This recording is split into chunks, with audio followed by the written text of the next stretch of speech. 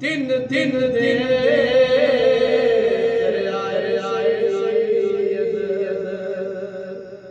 ਤੇ ਹੋਈਆਂ ਸਭ ਦੀਆਂ ਮੁਸ਼ਕ ਜ਼ੁਬਾਨਾਂ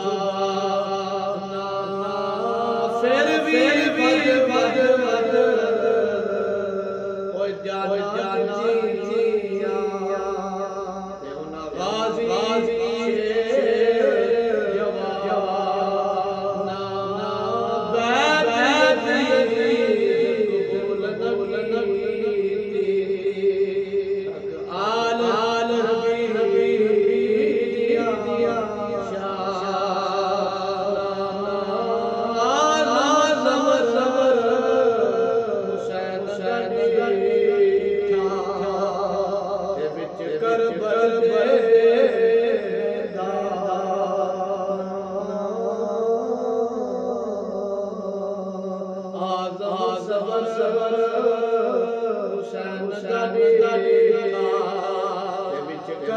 Husain